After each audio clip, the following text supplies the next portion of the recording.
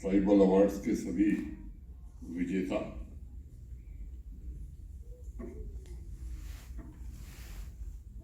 देवियों, सज्जनों तथा मित्रों, कुछ दिन पहले असमय बारिश तथा बर्फबारी की वजह से ऊपरी पर्वतीय इलाकों में रहने वाले अनेक ट्राइबल परिवारों तथा उनके माल मवेशियों को काफी तकलीफें उठानी पड़ी। आप काफी कठिनाई से गुजरे हैं। बहुत से परिवारों ने मवेशियों की अकस्मात मृत्यु की वजह से आर्थिक तकलीफ भी उठाई। प्रशासन की ओर से संबंधित जिलों से ये अपेक्षा की गई है कि अविलंब राहत आप सबको उपलब्ध कराई जाए। असेसमेंट की प्रक्रिया काफी हद तक पूरी कर ली गई। यहाँ जो हमारे जिले के अफसरान हैं उनसे मेरा आग्रह होगा और बाकी भी जो लोग हैं, इन परिवारों को प्राकृतिक आपदा की वजह से हुए नुकसान की जो भरपाई विधिक रूप से हम कर सकते हैं, अविलंब हमें इस काम को पूरा करना चाहिए। ट्राइबल समुदाय के समग्र विकास के प्रगति पथ के लिए आज अनेक नए कार्यक्रम शुरू हुए। बहुत से इनोवेटिव स्टेप्स आदरणीय प्रधानमंत्री श्रीमान नरेंद्र मोदी जी के सबका साथ, सबका विकास, सबका विश्वास तथा सबका प्रयास के मूल मंत्र को ध्यान में रखते हुए ट्राइबल समुदाय की तरक्की, उनकी विरासत और संस्कृति के संरक्षण पर प्राथमिकता पर काम करने का प्रयास हमारा विभाग कर रहा है और अनेक कार्यक्रम आपने देखे उसी हिसाब से नियोजित किए गए। लेकिन दिल्ली में किसी पत्रकार ने कुछ दिन पहले मुझसे एक सवाल किया कि आदिवासी समुदाय के लिए जम्मू कश्मीर में 3 वर्षों में क्या बदला। हालांकि सवाल ये होना चाहिए था कि क्या नहीं बदला। पिछले वर्ष भारत के सम्माननीय प्रधानमंत्री जी ने वीर आदिवासी स्वतंत्रता सेनानी की स्मृति में 15 नवंबर को जनजातीय गौरव दिवस मनाने का निर्णय किया था और हम सब ने भी वो कार्यक्रम जम्मू में किया था। इस वर्ष जम्मू कश्मीर के आदिवासी इतिहास में पहली बार समाज के विभिन्न क्षेत्रों में उल्लेखनीय योगदान देने के लिए अनेक प्रतिभाओं को तथा संस्थाओं को सम्मान से नवाजा गया है। और इस मोड़ पर खड़े होकर ये देखना और सोचना आवश्यक है कि आवाम को पोषित करने वाले राष्ट्र निर्माण में लगे आदिवासी समुदाय के हाथों में पहले पुरस्कार क्यों नहीं जाते थे। संविधान में उल्लिखित न्याय, स्वतंत्रता, समानता के मूल सिद्धांत जम्मू कश्मीर की ट्राइबल आबादी के लिए क्यों नहीं मुहैया हो पा रहे थे। डॉक्टर जबीर अहमद साहब हों, जावेद राही साहब हों या नई पीढ़ी के हमारे नौजवान साथी हों या बच्चे बच्चियां, क्या उनको उचित पहचान तथा मान्यता मिल पा रही थी, ये विचार करने का विषय। आखिर क्यों राष्ट्र की स्वतंत्रता और उसके निर्माण के लिए अपने जीवन का बलिदान देने वाले महान आदिवासी नायक अभी तक गुमनाम क्यों थे। इन सभी सवालों के केंद्र में मैं समझता हूं कि हुकूमतों का असली चेहरा उजागर हो जाएगा। जल, जंगल, प्राकृतिक संसाधनों के सहारे सरल जीवन जीने वाले ट्राइबल समुदाय को जम्मू कश्मीर में उनके जंगलों पर अधिकार से लंबे समय तक महरूफ रखा गया। आज वाइल्ड लाइफ बोर्ड की बैठक थी। उस बैठक में फॉरेस्ट डिपार्टमेंट के लोग थे। तो फॉरेस्ट राइट एक्ट कहाँ तक लागू हुआ इसकी चर्चा हम लोगों ने की। एक बात ध्यान में आई कि जो कम्युनिटी राइट्स हैं वो मोस्टली दे दिए गए हैं, इंडिविजुअल राइट्स सभी लोगों को बहुत कम संख्या में मिले। आज तय हुआ कि इसकी एक फिर से समीक्षा करके एक समय सीमा के भीतर सबको इंडिविजुअल फॉरेस्ट राइट मिल जाए, इसका इंतजाम जरूर करें। कागजों पर अधिकार लंबे समय से मिल रहा था। मैं मानता हूं कि आदरणीय प्रधानमंत्री जी की दृढ़ इच्छा शक्ति का परिणाम है कि आज जंगलों, भूमि अधिकारों और अपनी संस्कृति की रक्षा के लिए ट्राइबल समुदाय में एक नई चेतना जागृत हुई है। प्रधानमंत्री जी के नेतृत्व में जम्मू कश्मीर में दशकों से उपेक्षा और भेदभाव का शिकार हुए ट्राइबल समुदाय को अवाम की बराबरी का हक दिलाने की कोशिश ईमानदारी से की जा रही है। पहली बात, उन्हें राजनीतिक दृष्टि से अधिकार संपन्न बनाया गया है ताकि आने वाले भविष्य में अपने समुदाय के भाग्य की रेखा वो स्वयं खींच सकें। देश को आजाद हुए 75 साल हो गए हैं। हम आजादी का अमृत महोत्सव मना रहे हैं और इस कालखंड में प्रधानमंत्री जी ने देश के अगले राष्ट्रपति के लिए जो नाम रखा है श्रीमती द्रौपदी मुर्मू, मैं समझता हूं कि ट्राइबल समुदाय के लिए भी ये गर्व का विषय है। जिस महिला ने आदिवासी समाज के मौलिक अधिकारों को स्थापित करने, समाज सेवा में अपना संपूर्ण जीवन समर्पित किया, वो भारतवर्ष के सर्वोच्च पद पर आसीन होगी। मैं समझता हूं कि ये एक बहुत ही सराहनीय पहल है। ये कदम अवश्य ही ट्राइबल समुदाय की गरिमा को पुनर्स्थापित करेगा तथा इस देश की आदिवासी आबादी की वर्तमान तथा भावी पीढ़ी को अपने आप को राष्ट्र निर्माण में झोंकने की प्रेरणा भी देगा। दिल्ली के पत्रकार साहब को शायद अपने सवाल का जवाब मिल गया होगा। किसी राज्य का नाम नहीं लेना चाहता, लेकिन ऐसे अनेक बड़े राज्य हैं जहां जम्मू कश्मीर की तरफ वहां के आदिवासी परिवार माल मवेशी लेकर साल के 6 महीने एक विशेष क्षेत्र में जाते हैं। इस साल अभी मेहता जी ने बताया, खबर छपी कि जम्मू कश्मीर प्रशासन आदिवासी परिवारों तथा उनके माल मवेशी के लिए परिवहन के बस और ट्रक का इंतजाम कर रहा है। तो अनेक लोगों को बड़ा आश्चर्य हुआ, भाई ऐसी सुविधा तो ये उपलब्ध नहीं थी। और ये सच है कि वार्षिक प्रवास के लिए आदिवासी आबादी के लिए जम्मू कश्मीर के अलावा ये व्यवस्था देश के दूसरे किसी राज्य ने नहीं की है। इसके लिए मैं अपने सेक्रेटरी साहिब इकबाल चौधरी और उनके सभी साथियों को बधाई दूंगा। जम्मू कश्मीर प्रशासन को इस बात पर खुशी है कि आज़ादी के अमृत महोत्सव में हम सिर्फ आदिवासी समाज के योगदान की सराहना नहीं कर रहे हैं, बल्कि एक नई सामाजिक व्यवस्था की स्थापना करने की कोशिश कर रहे हैं। और यहाँ आदिवासी समाज की सेवा में लगे जितने लोग मौजूद हैं, उन्हें मैं भरोसा देना चाहता हूँ, इस राष्ट्र के निर्माण में आपने जो त्याग किया है, इस समाज को पोषित करने में आपने जो कुर्बानी दी है, उसका ऋण पूरे राष्ट्र पर है, हम सब पर है। और सामाजिक समता और सामाजिक समरसता पर आधारित व्यवस्था निर्मित करने के लिए जम्मू कश्मीर प्रशासन पूरी तरह से प्रतिबद्ध है। मैं आपके हितों की रक्षा के साथ आदिवासी समुदाय की शिक्षा, आर्थिक कल्याण और सामुदायिक उत्थान के लिए हर प्रयत्न करने की कोशिश हम सब करेंगे।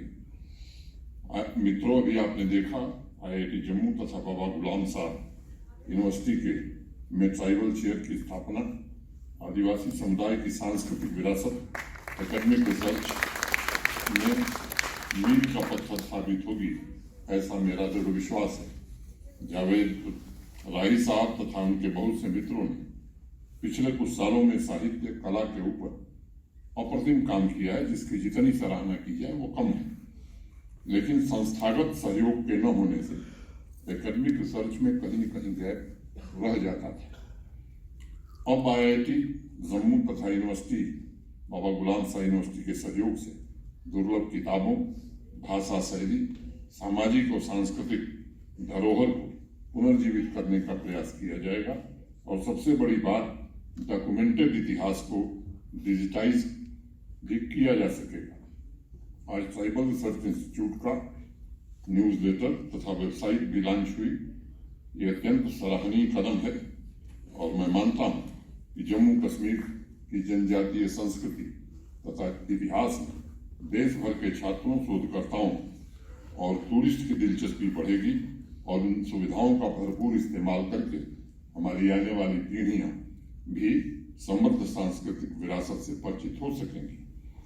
आदिवासी समाज के लिए शिक्षा को मुझे लगता है कि मैं सुधार और तरक्की का सबसे बड़ा माध्यम मानता हूं। जम्मू कश्मीर प्रशासन ने पिछले वित्तीय वर्ष में 31 करोड़ रुपए ट्राइबल समुदाय के बच्चों को बच्चियों को छात्रवृत्ति स्कॉलरशिप के रूप में दिए थे और इस साल इस बजट को बढ़ाकर 31 करोड़ से 45 करोड़ जम्मू कश्मीर प्रशासन ने किया।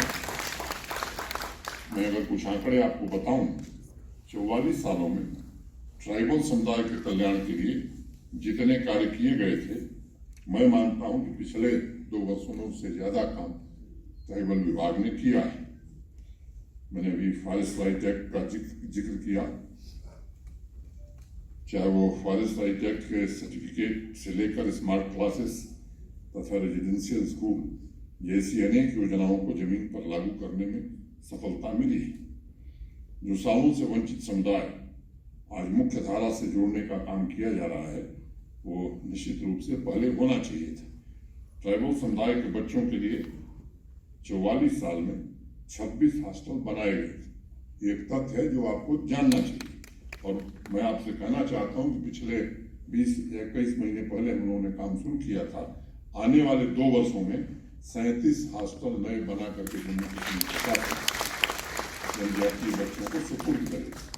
शिक्षा के क्षेत्र में बच्चियों को बराबरी का हक प्रदान करने के लिए ट्राइबल समुदाय की बच्चियों के लिए हॉस्टल की स्थापना की जा रही है। पिछले साल नवंबर में ही ट्राइबल एरिया में 100 स्मार्ट स्कूलों की स्थापना का संकल्प लिया गया था और मुझे आपको बताते हुए प्रसन्नता है कि इस वर्ष मार्च में ही ये सभी 100 स्कूलों को स्मार्ट स्कूल के रूप में तब्दील कर लिया गया है। अभी 100 अन्य स्कूलों का काम चल रहा है और उसके साथ ही ट्राइबल गांव में स्थित स्कूलों के इंफ्रास्ट्रक्चर को भी आधुनिक बनाने का काम हम कर रहे हैं। इसके अलावा स्कॉलरशिप में भी वृद्धि की गई है। पहले मिडिल स्कूल तक के बच्चों को 450 से 675 रुपए सालाना स्कॉलरशिप दी जा रही थी। इसको बढ़ाकर अब जम्मू कश्मीर प्रशासन ने 2400 रुपए सालाना कर दिया है। टेक्निकल कोर्स तथा पोस्ट ग्रेजुएट स्टूडेंट्स को सिर्फ 30,000 रुपए सालाना स्कॉलरशिप मिलती थी। इसे भी बढ़ाकर 60 से 80,000 रुपए तक जम्मू कश्मीर प्रशासन ने किया, जिसका लाभ हजारों छात्रों और युवाओं को मिल रहा है। केंद्रीय जनजातीय कार्य मंत्रालय गोल गोइंग ऑनलाइन एज लीडर्स कार्यक्रम भी आपके समुदाय के बीच हमारा ट्राइबल अफेयर डिपार्टमेंट चला रहा है।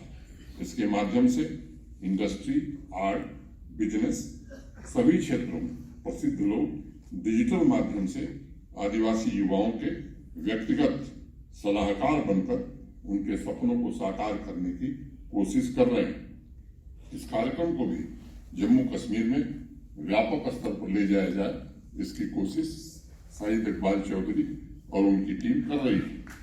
इसके अलावा जितने भी प्रोजेक्ट चल रहे हैं उसमें आदिवासी समाज की भागीदारी को बढ़ाना तथा ट्राइबल युवाओं के बीच नेतृत्व को लेकर जागरूकता पैदा करने के लिए भी मैं समझता हूं कि यह वक्त है कि हम सबको प्रतिबद्ध होकर के इसके लिए काम करने की आवश्यकता है।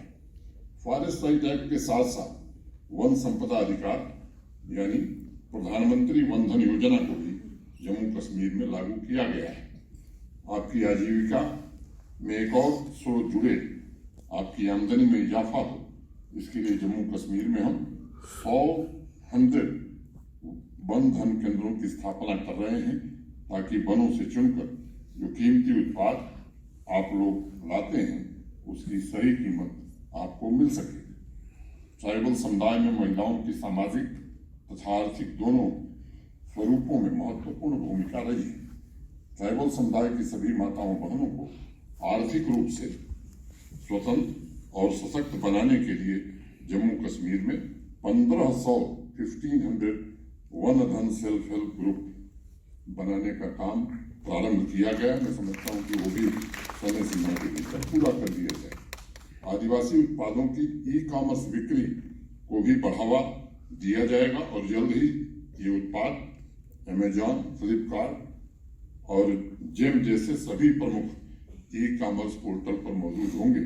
ऐसा मैं उम्मीद करता हूं कि साहिब चौधरी और उनकी टीम इस काम को भी जल्दी पूरा कर लेगी। ट्राइबल कम्युनिटी के स्वास्थ्य पर विशेष ध्यान रखते हुए प्रशासन ने पिछले वर्ष ही एक ट्राइबल हेल्थ प्लान शुरू किया था। जहां जहां भी अस्थायी आबादी है वहां हर जगह एक हेल्थ सब सेंटर बनाने की बात हमने की है, उसमें काम शुरू हुआ है और माइग्रेटरी आबादी के लिए मोबाइल मेडिकल केयर यूनिट की व्यवस्था की जा चुकी है। इतिहास में पहली बार ट्राइबल समुदाय से आशा स्वास्थ्य कार्यकर्ताओं की नियुक्ति भी जम्मू कश्मीर प्रशासन कर रहा है, जो गर्मियों के सीजन में ऊपरी पहाड़ी इलाकों में रहने वाले आबादी के स्वास्थ्य रक्षा के लिए काम कर सकेंगी। शहीद इकबाल चौधरी और उनकी टीम को मैं हृदय से बधाई देना चाहूंगा कि उन्होंने केंद्रीय जनजातीय कार्य मंत्रालय की टेलीमेडिसिन योजना को प्राथमिकता के आधार पर जम्मू कश्मीर में शुरू करने में सफलता प्राप्त की है। दूर दराज के इलाके में रहने वाले आदिवासी भाई बहन और स्वास्थ्य संबंधित समस्या के समाधान के लिए तुरंत स्पेशलाइज्ड डॉक्टर से सलाह ले सकेंगे। मैं मानता हूं ट्राइबल परिवारों की स्वास्थ्य रक्षा के क्षेत्र में आज एक बहुत ही महत्वपूर्ण और क्रांतिकारी बदलाव लाया गया है। मित्रों, युवाओं की स्थायी आजीविका के लिए प्रशासन ने ट्राइबल एरियाज में मिनी सी फार्म स्थापित किए हैं और लगातार ऐसे मिनी सी फार्म की संख्या बढ़ाने की कोशिश की जा रही है। कोशिश हो रही है कि हर साल 3 से 4 हजार युवाओं को इस क्षेत्र में रोजगार के अवसर उपलब्ध कराए जा सके। ट्राइबल समुदाय के युवाओं को डेयरी सेक्टर से भी जोड़ने की कोशिश की गई है। इस कारोबार से जुड़े युवाओं को ट्रेनिंग, ब्रांडिंग, मार्केटिंग और ट्रांसपोर्ट की सुविधा भी प्रदान कराई जा रही है। ट्राइबल समुदाय के बच्चों को स्किल डेवलपमेंट के कार्यक्रम से भी जोड़ा गया है और मॉडर्न तकनीक, आज के बदलते बिजनेस के स्वरूप के अनुसार वोकेशनल ट्रेनिंग भी दी जा रही है, ताकि समाज की मुख्य धारा से जुड़कर वो अपने भविष्य की बागडोर खुद संभाल सके। बीते कुछ महीनों में ट्राइबल रिसर्च इंस्टीट्यूट के माध्यम से अनेक सर्वे तथा रिसर्च के काम पूरे किए गए हैं। मुझे उम्मीद है कि स्किल डेवलपमेंट के इकोसिस्टम द्वारा आदिवासी युवाओं में बेरोजगारी की समस्या को खत्म करने में आने वाले दिनों में हम कामयाब हो सकेंगे। मित्रों, केंद्रीय जनजातीय कार्य मंत्रालय के अलावा लगभग 40 केंद्रीय मंत्रालय और डिपार्टमेंट आदिवासी समुदाय के कल्याण कार्यक्रमों के लिए एक निश्चित बजट प्रदान कर रहे हैं। सामाजिक आर्थिक विकास, लाइवलीहुड जनरेशन, शिक्षा के अलावा मैं समझता हूं क्लाइमेट चेंज की चुनौती से प्रभावी ढंग से निपटने में आदिवासी समुदाय पूरे यूटी का, या मैं कहूं कि पूरे समाज का पथ प्रदर्शन कर सकता है। आदरणीय प्रधानमंत्री जी ने ट्राइबल गांव के तीव्र और समावेशी विकास के लिए प्रधानमंत्री आदि आदर्श ग्राम योजना शुरू की है। मैं यूटी ट्राइबल्स डिपार्टमेंट से अनुरोध करूंगा क्लाइमेट एक्शन से संबंधित कार्यक्रमों की समीक्षा करके एनुअल अर्थ केन अवार्ड्स आने वाले दिनों में हम शुरू कर सकते हैं, ताकि ट्राइबल कम्युनिटी के बेस्ट परफॉर्मेंस करने वाले नौजवानों को, व्यक्तियों को हम अवार्ड दे सकें। पिछले 2 सालों में आदिवासी समुदाय के कल्याण के लिए जितने भी कार्यक्रम शुरू किए गए हैं, उसके अनुभव के आधार पर ये बात मैं कह सकता हूं कि मूर्त एवं अमूर्त, टेंजिबल एंड इनटेंजिबल, दोनों स्तरों पर कार्य करने की आवश्यकता है। बुनियादी ढांचे का विकास तथा मानव संसाधन, संस्थागत विकास, दोनों का बैलेंस एक ठीक ढंग से हो, ये आवश्यक है। सभी कल्याणकारी योजनाओं का कन्वर्जेंस ट्राइबल डिपार्टमेंट करे और समुदाय के हर एक व्यक्ति का कर्तव्य है कि उनके इलाके में भौतिक, प्राकृतिक, सामाजिक और मानव पूंजी का समुचित दोहन हो सके। इस वर्ष सभी कैटेगरी के 26 ट्राइबल अवार्ड्स में सिर्फ 6 बच्चियां तथा महिलाएं हैं। हो सकता है नॉमिनेशन की सूचना उन तक न पहुंची हो। अगली बार हमारी कोशिश होनी चाहिए कि अवार्ड्स की सूचना उन तक भी पहुंचे, और अगर जरूरत पड़े तो उनके लिए विशेष प्रयास करके 26 में कम से कम 12-13 महिलाएं जरूर होनी चाहिए। ये हम सबको कोशिश करने की जरूरत है, क्योंकि अगर आधी आबादी को हम सम्मान नहीं दे सकेंगे तो मुझे लगता है कहीं न कहीं हम अपने कर्तव्य से चूक जाएंगे। एक बार पुनः सभी अवार्ड्स विजेताओं को मैं हृदय से बहुत बधाई देना चाहता हूँ। शाहिद इकबाल चौधरी, उनकी टीम को ट्राइबल समुदाय के लिए किए जा रहे अतुलनीय प्रयासों के लिए भी मैं धन्यवाद देता हूँ। अभी 41 एम्बुलेंसेस बाहर से आप सबकी उपस्थिति में आपके लिए रवाना की जाएंगी, और सभी हॉस्टलों के लिए भी जो बच्चे रहते हैं उनके लिए भी वाहन उपलब्ध कराने का काम जम्मू कश्मीर प्रशासन करेगा। एक अंतिम बात करके मैं बात खत्म करूंगा। एक यहाँ बॉम्बे स्टॉक एक्सचेंज और पंजाब नेशनल बैंक की ओर से फाइनेंशियल लिटरेसी का एक प्रोग्राम हम सबने चलाया था। वो एक तरह से स्वरोजगार से जोड़ने की योजना थी। 5000 युवाओं को ट्रेन किया गया था। अभी मैंने मेहता जी को और शाहिद इकबाल चौधरी को बॉम्बे स्टॉक एक्सचेंज के MD और स्टेट बैंक के चेयरमैन ने जो कागज भेजा है, वो दूसरा चरण 5000 युवाओं को फिर से, ताकि वो स्वरोजगार पा सकें और बड़े आराम से हाई स्कूल पास लड़का 20-25 हजार से ज्यादा कमाई हर महीने कर सकता है। तो मैं उम्मीद करता हूँ कि इस कार्यक्रम को भी जल्दी ही हम लोग शुरू करेंगे। और शाहिद इकबाल चौधरी से मैंने कहा कि 5000 में से कम 500 ये आदिवासी समुदाय के बच्चे हों। संख्या बढ़ानी हो तो जरूर बढ़ाई जाए, और बच्चियों को विशेष रूप से हम ट्रेन करें, ये अनुरोध करते हुए आप सबके प्रति मैं हृदय से कृतज्ञता ज्ञापित करते हुए अपनी बात यही पूरी करता हूँ। धन्यवाद।